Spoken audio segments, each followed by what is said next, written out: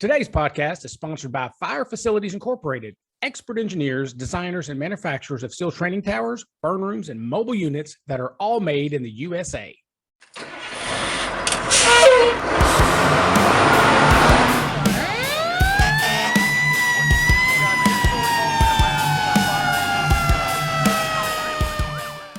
Hey, welcome back to 3 Point Firefighter. Today's guest is Jay Bonnifield. Now, Jay Bonnifield is a firefighter with the Everett Fire Department in Washington, one of my favorite states. He's assigned to the tailboard of Engine 1, serving Old Downtown and the surrounding neighborhoods. He's been a firefighter for 13 years, starting in suburban communities to the north of Everett prior to getting hired with EFD. Jay teaches engine company operations for Brothers in Battle, the Snohomish County Fire Training Academy, West Coast Fire Training, and he works with Derek Roberts and Dennis LeGear on the Educated Engine Project. His class, Anatomy of a Push, is being presented at FDIC this year, but I think Jay would say his proudest accomplishment is his wife and his 4 wonderful kids. Brother Bonnifield, thanks for being on the podcast. Yeah, thanks for having me. So right off the bat, let's talk about Anatomy of the Push. You don't really need to know any tactics or strategies for taking a line in a house or around corners or anything. Fog nozzles with pistol grips being held right underneath your armpit. That's perfectly fine. You don't really have to pump a line to its intended pressure. As long as you can handle the line, that's all the pressure you need. I think that's what I've heard you say before. Is that correct? Yeah, maybe. Yeah, I don't know if I was present mentally for that, but yeah. It's like I just made all that shit up. Yeah, no, it was like our drivers. Our drivers make 10% over top step or whatever, and the joke is that all you need to know to be a driver to earn driver wages is pump it 150 and bake it 350. So. That's awesome. So no, I'm screwing around. You never said that stuff. I do talk to a lot of people that don't really come to work to do anything but, stop the couches from floating up to the ceiling. And they actually argue that, it doesn't matter what hose you got. It doesn't matter. You just drag it in there and that's it. There's no skill to it. And I disagree. I think there's a lot of skill to moving a line in and out the right way. Oh, by the way, I found a sock that just came out of my shirt. I think there's a lot of skill involved, and especially if you want to be a good firefighter, So tell me a little bit about Anatomy of the Push and how that plays into all that. Yeah, so I think really the genesis of the class essentially started out, goes way back for me personally to kind of I tell the story in the class about my first fire, and really it was like my first few fires. I mean, my first like interior going inside fighting fire when I was a young man, and it was I just remember coming out and feeling like, oh man, I was not prepared for that at all. So like I'd gone through the academy and all that kind of stuff, and I'd gone through, Class A burn buildings, and I was kind of, went through a bunch of IFSTA PowerPoints, and essentially what I was told a lot of what not to do, shown, YouTube videos of firefighter fails and all that kind of stuff. And, it was very heavily skewed towards here's what not to do. And then, a lot of like random kind of science knowledge, here's a BTU and here's this and that and the other. Right. But it wasn't like contextualized well. And so I think that's kind of what I didn't realize I was unprepared, because I had a lot of information, just like, crude information floating around, and I had fought some fires and, doing some, Class A burn stuff and, some pallet fires. We've Washington State Fire Academy, huge concrete burn towers and stuff like that. And so I'd done that, thought, okay, I'm ready to go. And, the picture that was portrayed to me was essentially that, these fires that you're seeing in these Class A concrete burn towers are realistic fire training, right? Whatever that means. And so it was always, oh, this is realistic fire training. And so when they say that, and I have no context, like I'm first generation firefighter. I grew up, my family's in the trades and, some different trades, but I was kind of headed that direction. I was in trades myself and then got into the fire service. And so like, I came in with I was the only guy in my recruit academy, my first one, with zero experience in anything. All the other guys are throwing their air packs. I'm like, what the heck? Like, we're supposed to do this in under a minute? Are you kidding me? So when they tell me like, oh, this is realistic, I'm in my head going, okay, check, this is what it's going to be like. And then I get there and it's, this kind of borderline, horror heavy content type of a house. But there was definitely, people living in there, all that kind of stuff. Not at the time, we didn't pull anybody out, but the house was just like chugging smoke. And I just remember seeing this, like what I now know, just this corkscrew looking intake just sucking across the ground, and just a really ventilation limited fire. And there was no visible fire, right? It wasn't like that concrete burn building where I'd gone in there and there was the plume flame that was extending 1.5 times the height of the ceiling. And it was, the fingers of the fire were rolling overhead. Like, it was not that fire, right? It was just choked down, snotty, nasty. Mm. And I just remember sitting there before I went in and going like, do I move in? Because I don't want to be one of those guys on YouTube that ends up dying or whatever.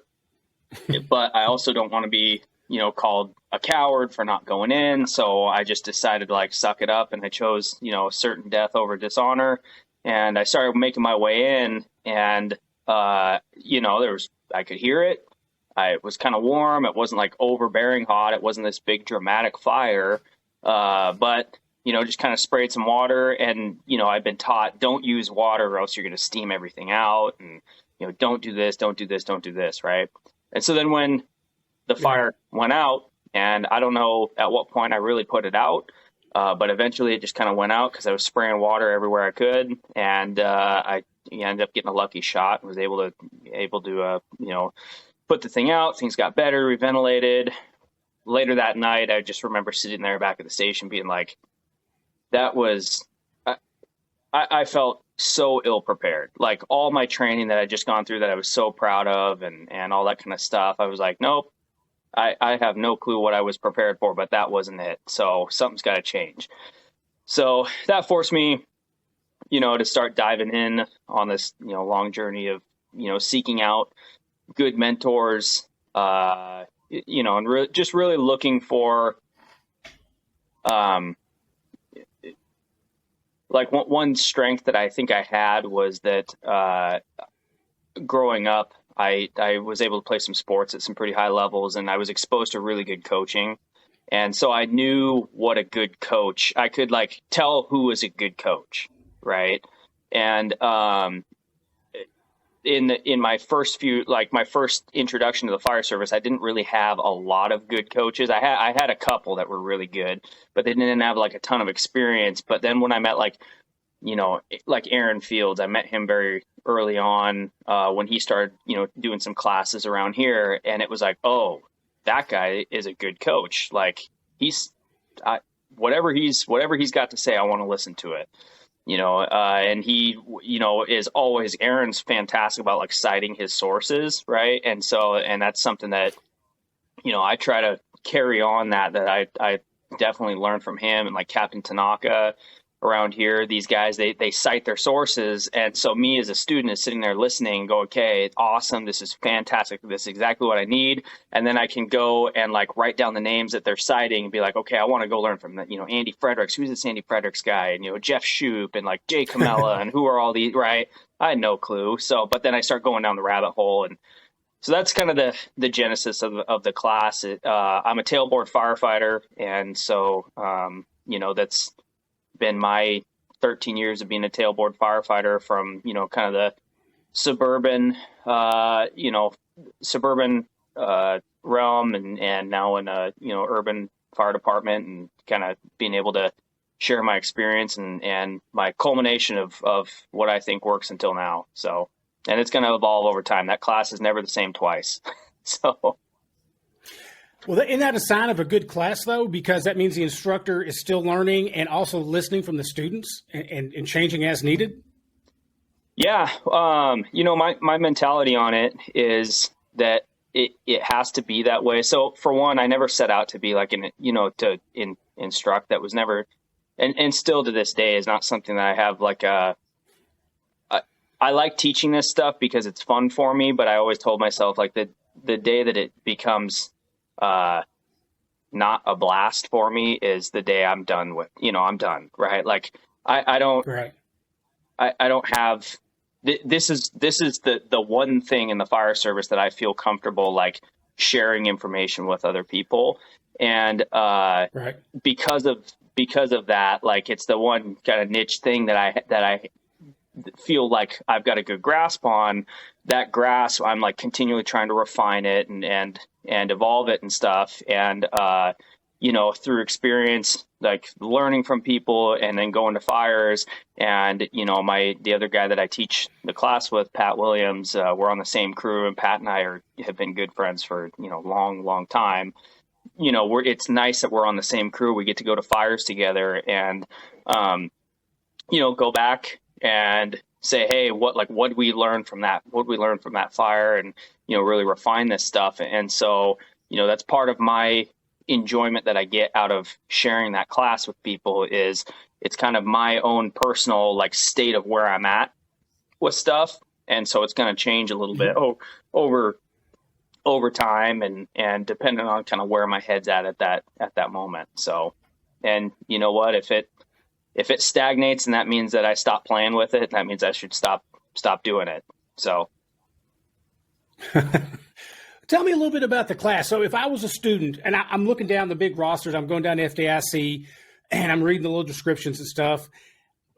Tell me about your class. Why would I want to take your class? What can I expect? Yeah, I mean, I don't know, like, I don't really have a good answer. Is it live fire? What? So can I expect live fire with it? Can I expect a lot of hose movement? Can I expect a lot of nozzle time? You can expect a lot of, so you can expect a lot of like breaking down tick footage, right? And that's something that might, working with, the guys at West Coast Fire Training, Ian Bennett and Jesse Ireland and Brandon Schmidt and all the guys that I'm, lucky enough to be able to burn with there. Like we've been able to, Michael Gustafson, we've been able to really accumulate a lot of fantastic thermal imaging footage, which has been really good. So, stuff like that where I think what I've tried to do with the class is really make it, I hate fluff. So I want it to be something where, somebody who could expect to be on the nozzle to fire can show up and they can listen into the class and they can take a couple things away and use it on their next fire. It's not overly complicated. Like it's got to be usable. We're not going to dive into the weeds of a bunch of, crazy, science stuff. Like I'm not going to try to, go over a bunch of stuff that, a bunch of other, you would be better off served learning from somebody else. Like it's very much like for the nozzle person fighting fire in a building, here's how to move your nozzle. Here's, in a living room versus a hallway, stuff like that. Right. And so just stuff that you can kind of take back and be like, okay. And really, if it's going to be usable on a fire, it's got to distill. You got to take complex things and distill them down very simply, because it's 2:30 in the morning, you got fire blowing out a front door. Like you're not processing a ton of information at that point in time. You're kind of reacting. There's a saying in the grappling world like this, Hoist Gracie, one of the, godfathers of Brazilian Jiu-Jitsu, like he has this quote saying that, you have to have your thinking done before you jump on the mat. When you're on the mat, you're reacting. Right. And so fire is the same thing. Your thinking gets done prior to it. And if your game plan is hinged upon processing a ton of information in the fire environment, like I've been to enough fires now to have an appreciation for how little I'm actually processing. I'm kind of reacting. I can process a little bit, but I'm more reacting. And so that's kind of what the class is based around. We were talking before we started recording this, and I thought you said something really interesting. So I was just teasing about nozzles and stuff like that, and you said, "I don't care, just put a nozzle in my hand." Yeah. Normally I hear I want this or that one's bad, this one, but you said, no, just give me a nozzle. I say that jokingly, but also it's kind of a air of seriousness too. Cause, do I have preferences? Sure. Like if I get to choose Bonnifield Fire Department, hose and nozzle package, like I have preferences. And I care to get in the weeds on some of that stuff, but like ultimately, I'm one of 180 guys at my department, guys and gals. And, like my department is, we're not flush with money. Right. And so the nozzles that we have on our rigs, and there's a lot of competing interest for the money that's there. And, the hose and nozzles that we have on our rigs, we're not the type of department where we can just snap our fingers and buy new stuff right out of the gate. And so, we have, we got a grant for some new nozzles and whatnot, which is awesome. So I'm excited about that. And so we'll get into the R&D, the demo process and figure out where we're going to go with that. But like really at the end of the day, whatever's on my rig is what I've got. And so I can have preferences all day long and scream and thump my chest about what I think the nozzle should be and this and that and the other. But the nozzles are what they are. And so I've got to learn to fight fire with what I have on my rig. And I think that it's absolutely worthwhile to push for change and all that kind of stuff in that environment, especially if you think that whatever you're using on your rig is way, way behind or whatever you want to call it. But if I'm content with, striving for better, but being content with what I got and learning how to use it well. See, that's what my wife thinks about me. Yeah. Being content with what you got. Yeah. No, I'm still waiting for my wife to, for her to, realize what she's got here. I've always said if my wife ever came up to me and said, I found somebody better than you, I'd go, yeah, that makes sense. That makes sense. It took you a while, but yeah, I get it.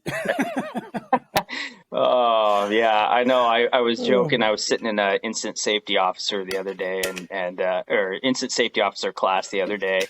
And, they were going over some stuff. And, I was like, man, if I ever bite it on a fire, like I'm going to be up in heaven. I'm going to hear my kids like, Hey, Dad, Mom found somebody richer and way better looking than you. Like, oh, shoot, she figured it out.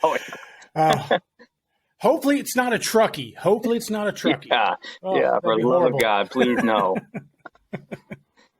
Yeah, my wife, she didn't know anything about the fire department until she met me, and so she's past 15, 16 years, been around firefighters, and she's like, yeah, I would have never married a firefighter had I known. I'm like, yeah, we're a different breed, that's for sure. She gets on me for eating fast. I'm like, I can't help it. I don't sit. I used to be on an ambulance, man. You just got to shovel that stuff in. Oh, see, I came into the fire service with that. I'm the oldest of 5, so it's I came into the fire department like being around guys that eat fast and eat a lot, and that is one thing that I can say that I have a claim to fame for around the firehouse is I eat very fast and I eat a lot of food. They call me the human garbage disposal. So, and I spread out like it's just instinctive. I spread out and I just go to town on my food there. And it's, do you growl at people if they go to grab some of your food? Not intentionally, but I've been told that I do. Yeah. Oh man. So what is it in the water up there that makes you firefighters want to really focus on, moving that nozzle, right? So you're friends with Aaron Fields, right? So I can't imagine how cool a conversation to be a fly on the wall when you and Aaron are talking about engine shit. That's got to be cool. I'm super blessed. We got, Fields is up here. We've got Scott and Casey Corrigan, Ian Bennett and Brendan Grace, Derek Roberts. I mean, it's awesome. We got so many it's really humbling, and I think iron sharpens iron when you're around that kind of, that kind of talent on a pretty regular basis. I mean, it really, it makes you better. Right. And it's like, when I go in and I roll the jujitsu gym, like when I go in there and if you're going in there and it's a bunch of people who are like,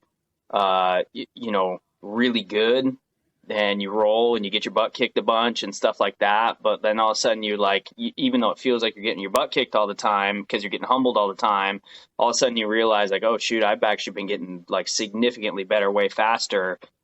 Just because the people, the company that I'm keeping, right. And it's crazy. Mm-hmm. So, and I definitely, like, talking to Captain Tanaka the other day. JT retired. John Tanaka, he retired from Everett a few years ago. I was lucky enough to work for him. Kind of his one of the last guys that was able to work on the ladder truck for him there.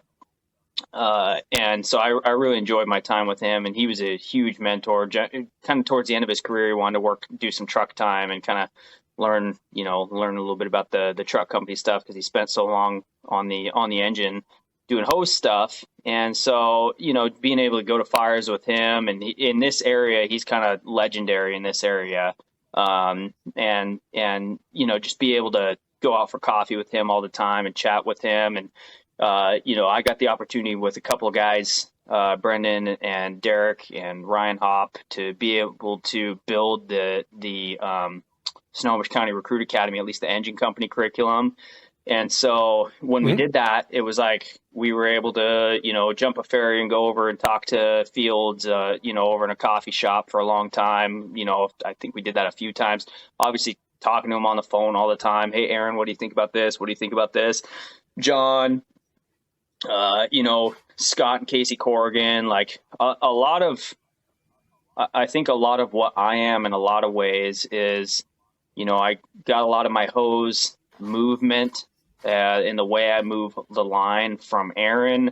I got a lot of the hierarchy of decisions and the way that I look at fire buildings and the fire environment from like Scott Corrigan.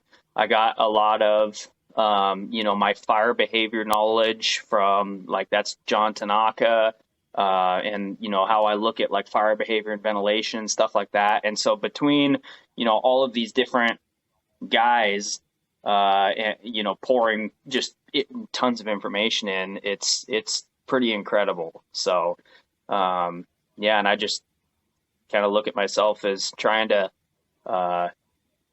be a little bit of a conduit for some of those conversations, some of those coffee house conversations and stuff like that I've been lucky enough to be a part of, and just try to, give that credit and to those guys and share some of that stuff that they've helped me refine for myself. I can't even imagine. I mean, several years ago, I'm the training officer for my department. Several years ago, FDIC was rolling around. We're about an hour and a half south of FDIC. And I asked if I could send my chiefs and majors to a round table, basically, of Salka and Lasky. And I thought, I didn't get to go, but I thought, wouldn't that be cool? I love that format of just, legends basically talking about fire shit. And I think that's amazing. I can't imagine, you're up there with all those people in a coffee shop talking just like it's nothing. Like, oh, let's talk about, engine work. Let's talk about moving hoses and nozzles and stuff like that. That's people would pay top dollar to listen into that. Yeah, I'm incredibly blessed, man. And it is not lost on me at all. So, and, the cool part is, as much as we do talk about the fire stuff, like, the conversation, like every time I talk to Aaron, we're talking about his kids are, lacrosse players. My kids are starting into lacrosse. Like, you're starting off doing that all of that stuff, and being able to just kind of share life with those guys, and it's pretty incredible. So I bet that's pretty darn neat. Yeah. Now you get to do a lot of this in live fire, right? Yeah. We so Western Washington, it's got a lot of development, like kind of urban sprawl and into suburbia. And so we end up with a lot of acquired structures as, developers are coming in and kind of taking out older farmhouses and putting in subdivisions and whatnot. And there's just a ton of development going on in the sprawls. And so there's also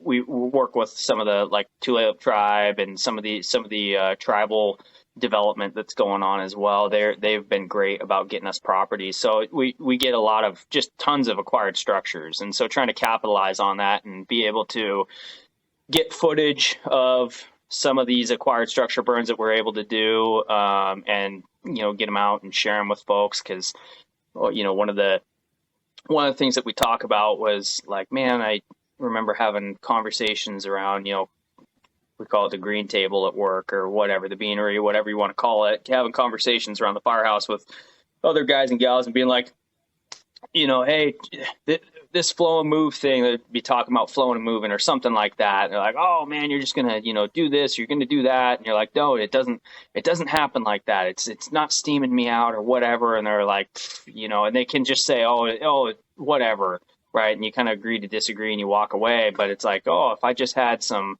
video footage to be able to show like, hey, man, here, look, watch, like it didn't happen. Okay. What else do you want to know? So like that was kind of a lot of where it came from, was just trying to get that stuff out there for free to people to be able to, have those conversations and be able to cite that footage and be like, hey man, I've got a video of this happening right here. So let's talk about this video we're both looking at. And so.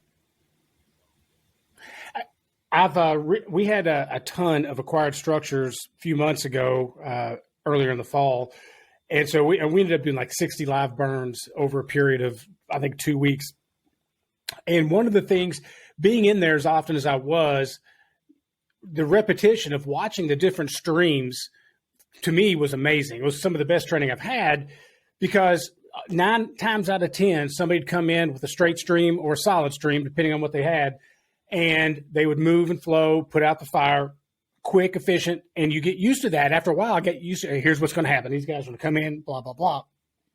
We were in one of the houses. We had several houses in that area, and somebody came in with a fog, pretty wide fog. And now this was after a day of burning, that the structure's got a lot of heat in it. And it's getting toasty. We're monitoring the temperatures and everything, but they come past us with that fog, and everything that was up top that's hot is now on us. And, to me, it was just one of the best eye-opening experiences after seeing, good stream placement and all that, and then have somebody come through and kind of half-ass it. Then I was like, wow, yeah, you can talk it all day long, but until it jumps down on top of you and you feel every bit of skin exposed, you just don't know. I imagine you get to see some of that too. Yeah, one of the things that really stood out for me when we started doing this was our region was really heavily into penciling and socking the fire, or whatever you want to call it, right? Short bursts of water, limiting your water application so that you don't steam the environment out. And kind of through at least my personal kind of trajectory mentally through that was, learning it and then going to some fires and being like, oh, I don't really see people. I'm not doing it. I don't really see people doing that. I see people more just putting water on the fire until the fire goes out. Like they're not penciling stuff. Like it's right. Not this precision action that they're doing. They're just putting water on the fire till where there's fire till it goes out. And then, looking at, okay, let's look at guys that go to a lot of fires, like how do they do it? And then finding out like, oh, these guys that are going to a lot of fires, because at the time I wasn't going to a ton of fires, and I was like, oh man, the guys that are going to a lot of fires don't seem to deal with this whole penciling thing. They're not doing that. So what's going on? And so that's when I kind of started to kind of really go down. And actually the first video, I remember I watched this video of Scott Corrigan had it on his YouTube channel, and he showed this video of this hallway that was, I forget if they framed out a Connex box or what it was, but they had a wood hallway, and fire was just pouring down this hallway, and the guys were kind of sitting at the front of the hallway, and they said, all right, go.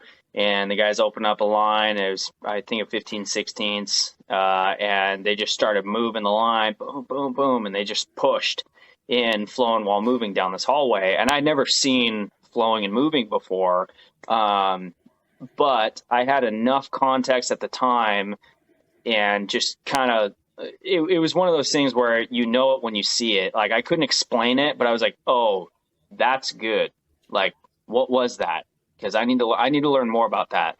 And it was before there was a lot of information out there about flowing and moving or any of that stuff. And so reach out to him, of course, right away. And like, Scott, what was this? You got to tell me. And what I liked about it was that it was simple.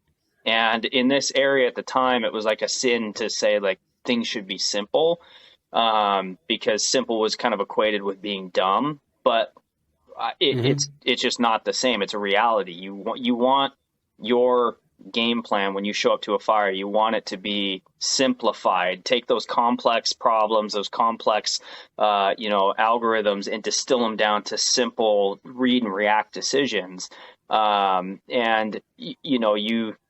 instead of going in and having your fire attack game plan be, dependent on ventilation profiles that you're not really quite sure of, fuel package location, all like a bunch of like visual cues telling you when to flow water, and flowing just enough but not too much. Like, that's all very tactile stuff. And I kind of equate it to like, the literature out there is well documented about, your heart rate, or at least your, state of arousal, and like your tactile abilities, right? And so like, as your state of arousal increases, and your, heart rate goes up and whatnot, your fine motor skills deteriorate. Well, I mean, it's the same thing with your fire attack. Yeah. Like, the more mentally stimulating that environment is that you're in, the more crude your movements are going to be, and that just is what it is. And so, when I saw this fire attack, and these guys open up the line, just boom, boom, boom, and they start working down the hallway, instantly I was like, okay, I like that, because it seemed simple, and it seemed like there was they weren't limiting their water application and whatnot. Like, they were never giving the fire a chance to make them pay, right? They were just on the gas, boom, and it was done. And I like that. I don't want to mess around with this thing. I don't want to play with it. Like, I just want to put it out and be done with it. Right. And so that was kind of my first, introduction to that. Well, then in the live fire environment of,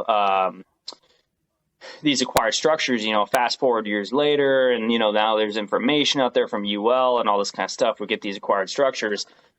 The first few acquired structure burns that we did, it was like I was very confident in flowing and moving. And now, I was at that time, I had been working, for Everett for a little while, and I'd been able to go and fight fire this way myself, on the fire ground, all that kind of stuff. And I was like very confident in what I was doing, but there was still this little voice in my head that's like, I haven't been ahead of the nozzle. I haven't been in the victim space. I haven't been ahead of the nozzle. Like, I've been the nozzleman fighting fire. I've been the nozzleman flowing and moving, all that kind of stuff. And it feels great. I've been behind the nozzle when guys are doing it. It feels great. But I haven't been down and the information, everything says it's fine, but I got to put myself in there so that I can know. And so it's kind of cool to be able to do that, and first thing I do is go down and, lay down and take my glove off and go, okay, like, I trust it. Let's do this. I'm either going to, scorch my hand up here, or I'm going to, live to tell the story. And, just fire after fire after fire, you just gain an appreciation for, like, man, when that nozzle is open and the building's under our control, like, things just get so much better so fast. And you get to witness being in that environment, like detached from the nozzle. Because when you're on the nozzle, you're very, even a great nozzle person that's very experienced is you're just going to get some natural tunnel vision on what you're doing. As you're trying to you're trying to keep your balance and keep traction, and you're trying to move the line around and feel that room with your stream and listen to where it's going. And you're trying, like all of that kind of stuff. You're just processing and you're very like focused on what the nozzle is doing. But when you're detached from that and you're not like got your hand on the line, moving the line, you're just able to like sit in the same environment the fire attack's happening in. You really pick up on a lot of stuff that you wouldn't get to otherwise of what separates, good fire attacks from great fire attacks. Right. So that's one thing that's been a huge learning bonus for me. One of the things I was taught, and I never even thought about it, and it makes sense because the fire service in general, I think, has a short memory. Flowing and moving is an old idea. And they used to do it all the time. It wasn't until SCBAs and gear to where they didn't have to flow and move. They could actually move in deeper to the fire. It wasn't something they had to worry about. You talk to the firefighters. I was fortunate to work with one firefighter that didn't have the right gear and didn't wear SCBAs when he first came on. And he'd always say to me, I'd ask him, I'd say, Bobby Joe, how would you breathe? He goes, you would find good air. You would get to the floor and suck it out of the carpet if you had to, but they would always flow and move. They would, because they had to make it more tenable for themselves and the victims because they had no gear. They had no SCBA. So they had no choice but to flow and move. And then when we got gear and SCBAs, it seems like that little tactic has kind of fallen to the wayside because we're depending more on the gear and the technology than the sound tactics that still work to this day. Yeah, I mean, and that was something early on. I remember sitting in Aaron's class and listening to Aaron say that early on, and that one definitely made me go like, oh yeah, I guess, I mean, that makes sense. Yeah, and my department, like a lot of departments, we're going through a massive turnover right now with retirement, and we're losing a lot of experience and have been and for a long time, and it's. I think it's always comforting, to hear some of the guys that are on their way out that I really look up to and respect a lot that, are some of our most legendary guys to work the job that, kind of look at some of the way that things are going. They're like, oh yeah, this is the way that it should be. We shouldn't make things more complicated than they need to be. They need to be, as simple as they can be, but we don't need to overcomplicate this stuff. And I think that's one. And it needs to be reproducible too, right? Yeah. I mean, we need to be able to reproduce it over and over and over. Right. And it needs to account for, the sources of friction on the fire ground. There's just natural sources of friction on the fire ground. There's, and like, Jason Bresler and the Leadership Under Fire folks do a really good job of detailing, like, human factors on the fire ground. There's so many things that go into, like, we just are processing less information. We're encountering more friction. We're moving through fire environments faster, removing less heat. Like, we're doing a lot of things. Our ability to really like understand what we're doing on the fire ground is actually pretty limited. And when you go to a fire, because there's time distortion and like an inability to really know cause and effect relationships between all sorts of stuff. And so you have like the same fire but two different guys or whoever on that fire, and they both are looking at the same fire and the same actions, but they're taking away different takeaways because one person was in a position, and it just like their ability to their perception, right, is what it comes down to. Mm-hmm. And so to be able to kind of really take that into account and bring it back to, hey, let's simplify this. Let's have a fire attack style that it accounts for a lot of these variables and these sources of friction. It essentially what it is, it's a resilient fire attack, right? And that's kind of what I would classify and like the phrase I keep using, and like Derek Roberts and stuff, we keep trying to use is, guys and gals get hung up on like, oh, do I have to flow and move all the time or this and that? And like, we've heard people before go, oh, I had a fire and I wasn't able to flow and move because there was a bunch of stuff in the way, right? And they're kind of locked in like this binary, you have to do this or you have to do this.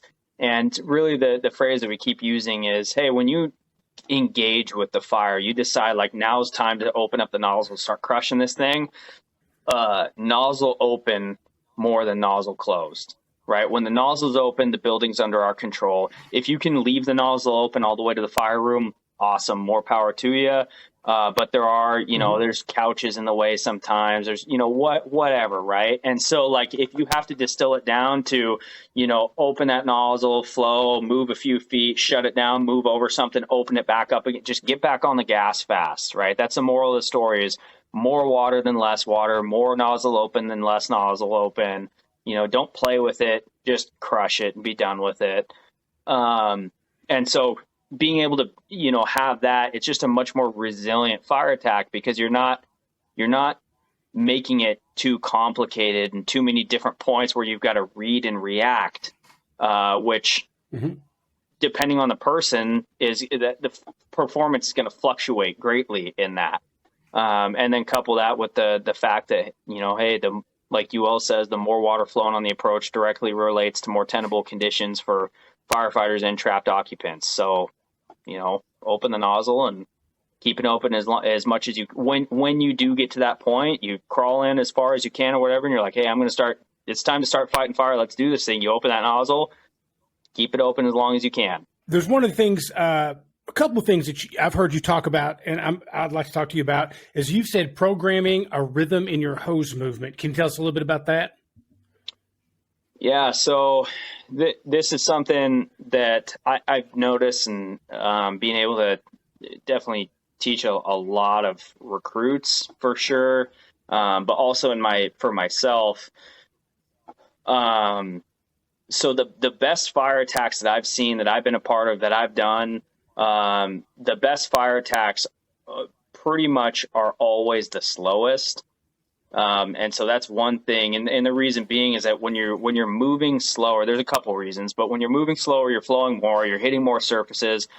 I've been trying to use the term feeling the room with the stream, because not just feeling the room because I want to feel doorways and stuff like that. Like, hey, if I catch a doorway, awesome. But like, it's more, I want to feel that room with my stream. Feeling the room to me slows me down. It makes me actually feel it, what makes me actually flow more water, right? That's really what it's coming down to. If I say, hey, coat water in the room, people are always, myself included, we're always moving twice as fast and flowing half as much as we think we are, because you're just amped up, right? You're on a fire. So you tell somebody, hey, map water in the room. They're like, and, oh, I did it, right? And their perception is, oh, I mapped water all over the room. They're like, yes, you technically put water all over, but it was very quick and it equated to not very much water, versus, hey, feel the room, which in order to feel it, you have to actually process it. So you open up the line and boom, boom, boom, boom, boom, and you're just feeling that room with your stream. It forces you to actually kind of process what your stream is doing in that room, and in doing so, it slows you down and forces you to flow more water. And so slowing that fire attack pace down equates to, in my experience, just far more effective cooling of far more surfaces. And then, as you choose to move forward, when you're moving in the fire environment with an open nozzle, again, your processing power mentally is very limited, because your brain is focusing on keep me upright, keep my traction, hold the nozzle. Oh shoot, I'm fatiguing and this is really tiring. I got to put water over here. I got to put water over here. There's a glow coming back. Water's got to go over there. So that's kind of where you are mentally. And so if you force yourself, like for me, I'll go, if I'm moving, let's say a living room's on fire and I got fire blown out of the front door onto the porch, right? And it's coming from, a room beyond it. So I've got two rooms of fire. I've got like a living room and then like maybe a kitchen that's on fire behind it, right? So I move up onto the porch and I'll be probably standing and kind of like flowing while I move into the door. And then as soon as I get to that like front door, I'll just drop down and I'll just sit there for a second and flow water in that room and hit the floor a few times. Like I'm not in a hurry to move to and through that space. I get up to it and now I start putting water all over the place. And by pausing and not like being too anxious to move in, I allow that environment to really cool down, all that kind of stuff. But it allows my backup person to kind of catch up with some line for me. And then when I start to move forward, now I'm not really thinking as much as I am just I'm focused on moving, right? And I'm bumping into stuff or whatever, trying to stay upright. And then when I get about to that midpoint of that bigger room, I'll pause again because now I get to start catching my breath, put water all over the place. And when I'm doing that, now I can think about, okay, what next, right? But I can't really think about that while I'm moving. If I'm just like ready, set, go, fix bayonets and charge, I'm trying to like move through all the way to the fire room, it's very hard to process anything while you're doing that. But if I build these points where I'm just going to pause and flow water, cool stuff down, then I can kind of catch up mentally and go, okay, what am I seeing? Where do I need to go? Okay, I want to seal off that space now. Boom, string goes over there, start sealing off. Now I start moving because when I'm either moving or I'm thinking, but I'm not really doing both well at the same time in my experience. So that's why I use the term like a rhythm in the fire attack. It's kind of this intermittent rhythm. I want to move, pause, flow, move, pause, flow. So if my fire attack takes 60 seconds, 60 seconds of flow or whatever, that might sound uncomfortably long, but that's 160, 170 gallons of water, right, for a couple rooms of fire. And, we're not going to have many hot spots left after that. So. Yeah. I can see where that also would give you that needed break mentally to take in the surroundings, like you say, and keep moving. If you just go in there, like you're killing snakes, you take what little mental capacity you do have out of the equation, it seems like. So I can see where going through, doing that, hitting, pausing, and then kind of regrouping a little bit would be a great way to get back there and not just like a rocket, kind of like what you're saying. Definitely helps. It's kind of a symbiotic relationship between you and your backup person too. Like you can only move as fast as they can move line to you, right? But if I'm moving faster than they can feed me line, I'm gonna tucker myself out. But if I move in, I pause, I'm flowing some water around, stuff like that, and I kind of gain some composure. Okay, now that's the next space I want to go to. And then they're able to like kind of catch up with some line. It allows us to move through the building, kind of complementing each other with our movement, and which makes me be able to conserve my energy more, conserve their energy more, but also, the whole reason we're there anyways is essentially to search the building. Like that's what we're going in. That's what we're there for. And as much as I'm on the nozzle, like as much as I'm there to put out that fire, like I'm putting out that fire so that we can search the building. Right. And so the faster, if I just move into that building and I'm just kind of like fix bayonets and charge and I just start going and I don't stop, my backup person is going to be stuck at the front door moving line. Like they're not really going to be able to move from that front door. They're just trying to feed to catch up with me the whole time. If I move in and I'm able to pause at some different points during that fire attack and they're able to catch up with some line, every once in a while they're able to kind of detach from that and like take a peek around, look a little bit, like they're actually able to kind of pay attention to a little bit of a search along that attack corridor. And so it just makes them the likelihood that if and when we find a victim, like they're more present, more capable to be able to deal with that victim, as opposed to just being like stuck at the front door, just trying to jam a bunch of line in to catch up with me. Another thing I was interested in is your acronym BAG. Can you tell me how that plays into it? Yeah, so I heard that a long time ago. I forget where I heard it.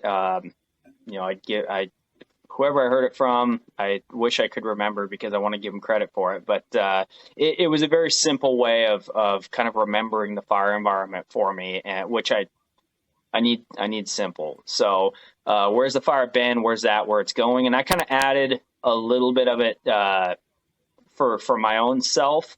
So at least the area I fight fires in, Everett's a old city. So our kind of bread and butter single family residence is going to be a 1.5 or 2.5 story wood frame. We have a lot of wood frame apartments. We have a lot of old brick buildings and whatnot. But like our it's not like when I went down to Missouri and met up with Greg Redmond down there, and he took us around St. Louis, right? A lot of their single families are brick, right? Ours are wood, and so, but what we have a lot of, especially in the spring, are outside in fires, I call them, or like you know, winter's kind of at the end, the first little crack of good weather, everybody, moves their barbecues out onto their decks or whatever, starts barbecuing. So then they start smoking fish. That's another, we have a lot of fish up here. So they start putting the smoker on the back deck, and, it lights the back deck on fire. So we show up and we have, smoke showing from the attic or something like that, right? What it is, it's a back deck fire that worked its way up and into the house. So we have a lot of those. So I just start with bag. Where's the fire been? Where's that? Where's it going? And I want to know right out of the gate, is this an outside in fire? Is this an inside up fire? Meaning like it started inside and it's spreading, up. Is there a stairwell it's spreading up or something like that? Or is this an inside out fire, like a apartment, wood frame, 3 or 4 story wood frame apartment where it's, out the window and starting to walk up that side of the building, right? Those are kind of the Right. 3 general fires that I kind of look at.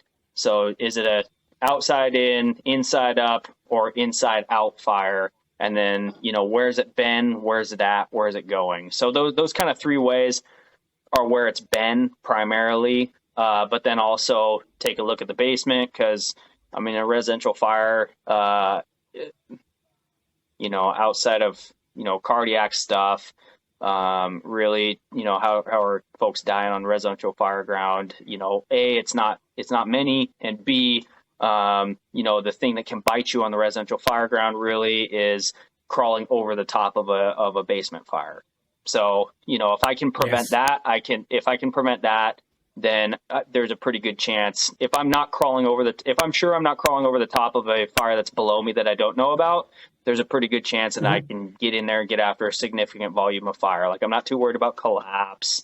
Is wind driven a concern? Wind driven in my area is a concern. It's on my radar, but it's kind of a, I know it when I see it, sort of a thing. I don't really build it into my decision making process too much. It's there, but it's not, it's not a huge part of my size up.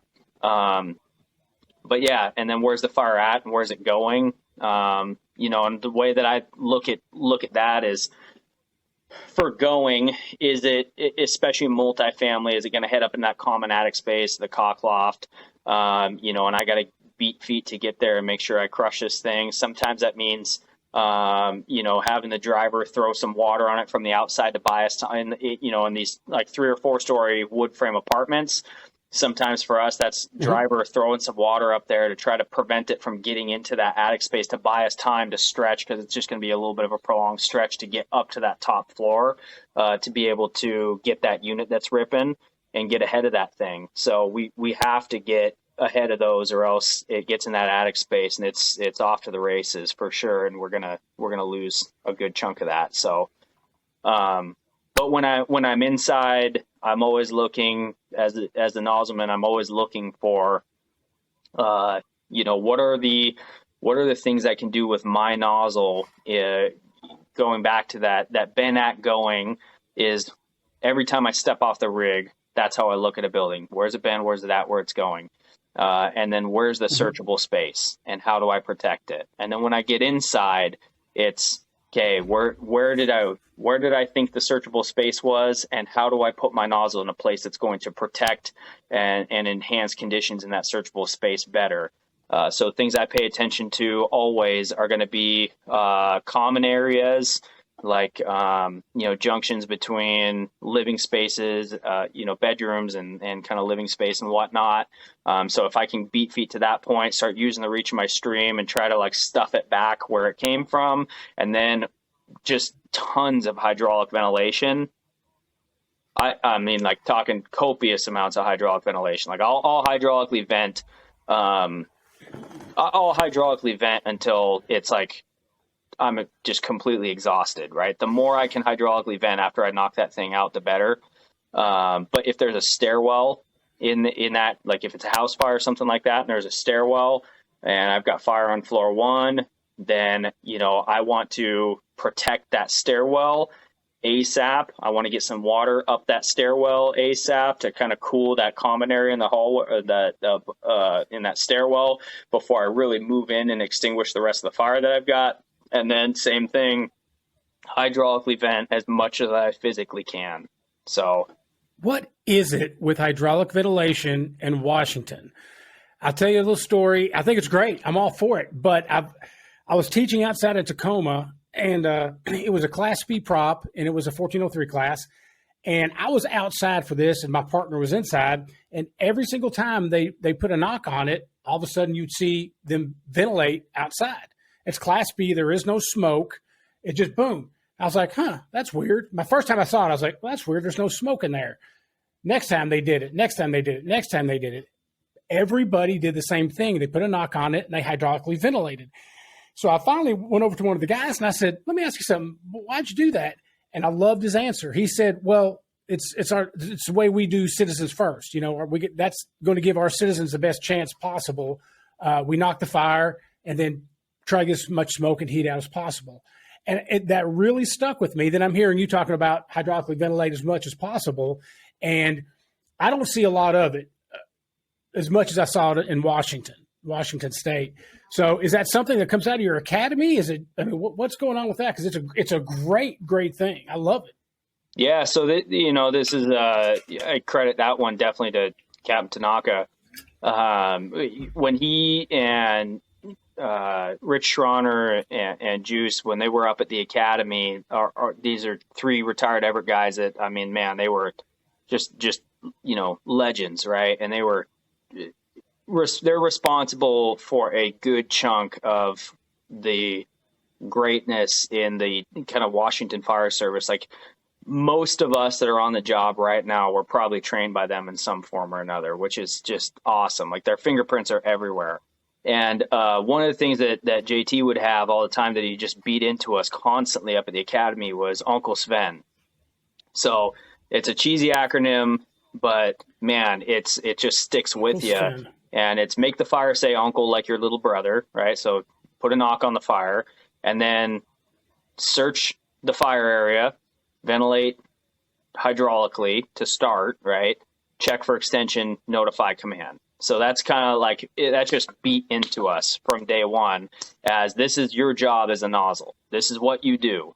And the other thing that they did a fantastic job of beating into us was here's what happens when you find a victim on the nozzle, because it will happen.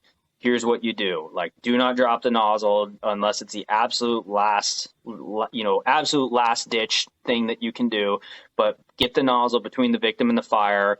And, your job is to protect that victim removal. So place yourself in a position, engage with the fire, flow water, all that kind of stuff, protect the removal of that victim. So they did a really good job of ingraining that in all of us. And that hydraulic vent component, the area that I work in, the station that I work in, we work in the station that I work in, it's a house where we got an engine and a truck company. And they're always right there with us, right? But even though they're arriving at the same time as us, a lot of times we're going to be ahead as far as like our extinguishment is going to be ahead, especially on single family residences and, duplexes and some of the SROs and stuff like that. We've got a lot of like old 2.5-story houses that were converted into a bunch of different apartments and stuff. That's kind of one of our bread and butters. But either way, like we're probably going to beat the ventilation. So, the faster we can get that building aired out, the better it is for any victims that we haven't located, or maybe we have, but we're working on removing them. Because, it's not like going into a hose tower, or it's not like going into a tower with a bunch of hose dummies where you can just like grab them with one hand and like fling them out the door. Like even if you locate a victim that's relatively close to the, the doorway there, like people are hard to move.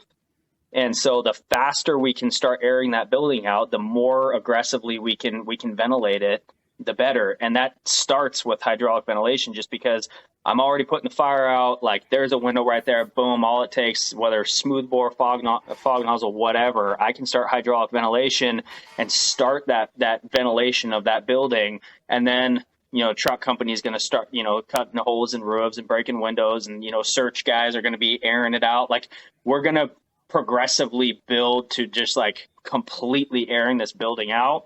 But it all typically starts with that hydraulic ventilation. And you know what? The more the merrier. We're definitely want to get a check on the extension. Whenever I check for extension, it's, especially in a multifamily, if I'm in like an apartment or something like that, stick my head out the window, look at the soffits, the bird blocking. So look outside, poke a couple of holes in the fire room or rooms, and then in the common area that the fire was extending down. Those are kind of 3 areas for extension checks right out of the gate before we just start dropping all the ceiling. But if I can at least like poke some holes and throw some water up in those spots real quick, it can kind of stop whatever smoldering around up there before we have a chance to get, truck guys in there or whoever in there to help us really drop all of the ceiling.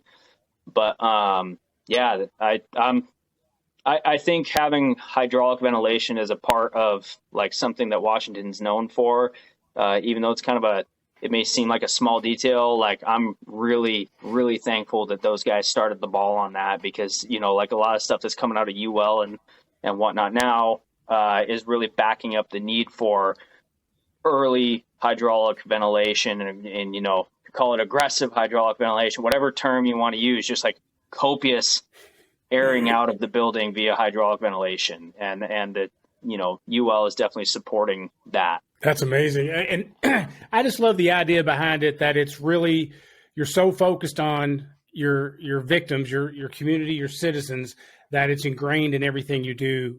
It's amazing. And it's something I think we all should take a note of and try to incorporate into ours. It's definitely something, once I saw it, I've definitely tried to incorporate it into mine. And it was, when I asked that guy, he kind of looked at me like, what are you talking about? That's how things are done. And it was awesome. When he said that about his citizens, it's how we take care of our citizens. I'm like, I just don't hear that a lot. I mean, I know people think it and they believe it, but there's something about being on a fire ground and somebody saying, oh yeah, we got to take care of our citizens. It just really blew me away.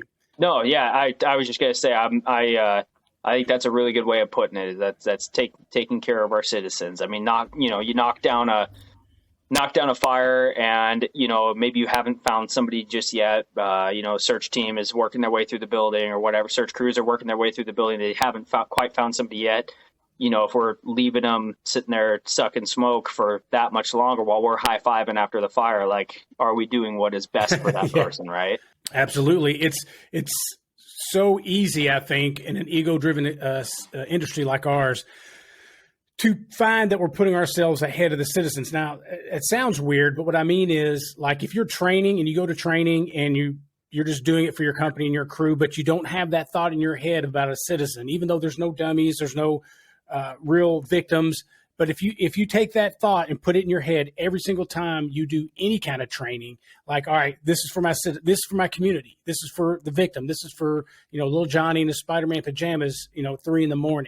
If you do every bit of training with that being your first thought, I think you're more likely to learn more from the training and maybe even give back a little bit more to the training.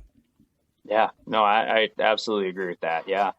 So before we leave here, you've got something coming up in April, right? Why don't you tell us what you'll be doing at the end of April? Yeah. So, well, beginning of April, we'll be over in Spokane with the 509 pools, and so Nick Papa and myself and Pat will be over there. We'll be doing class with those folks. So Nick will be doing his coordinated event class. Pat and I will be doing anatomy of the push. So really looking forward to that. I'm looking forward selfishly to being on the same drill ground as Nick. One, sitting through his lecture, and two, being able to be on the same drill ground as him and work with him and learn from Nick. That guy is he's one of the best people in the fire service, bar none. So, looking forward. I've heard that a lot. Oh, dude, he's phenomenal. So, and then at the end, going to FDIC, going to be presenting anatomy of the push at FDIC for that'll be the first time going there. I'm excited about that too. So I've never been to FDIC before, so this will be my first time. And I kind of hit that point. I always tell kind of my personal thing is I get 4 things a year, like 1 a quarter is kind of how it works out. So like four things, kind of what I cap my year at, because like you said, I got a wife and 4 kids. So it's my oldest is 7. Right. So when I leave, she's got the house to herself, and it's plus I'm a homebody. I always have a hard time whenever I leave home. So my ideal day is hanging out wrestling around with my kids and going and dating my wife. So that's kind of it's hard for me to leave, but I'm excited to go to FDIC, do that, and experience it. I've never been, so. It's quite a big deal. I'm fortunate this year that I've got a booth up there for 3-Point Firefighter. So I'll be up there Thursday and Friday, I believe. So I might try to track you down and see how your experience is going with FDIC, because it's a lot of fun. It's a lot of fun. Yeah, no, I'm definitely looking forward to it. So we'll have to meet up and man, I don't even know how big the place is. I hear it's huge. So. It's huge. It is huge. And it just extends out from Lucas Oil Stadium. And it's some of the best people you'll ever meet. It really is some of the best people. So I've made a lot of friends on this 3-Point podcast, and I'm really excited to catch up with them. Some on my podcast I've already known in the fire service. So FDIC is a great way for me to kind of hook up with everybody and, show them how old I've gotten, I guess. I think that's probably what it's going to be, but what are you going to do? Yeah, brother, I appreciate your time. Thank you for being on 3-Point Firefighter. It's been fantastic, and have a good one. Man, thanks for having me. I appreciate it. Today's podcast was sponsored by Fire Facilities, designers and manufacturers of realistic, built-to-last training structures and mobile units for 30 years. Make training count. Visit firefacilities.com for more information.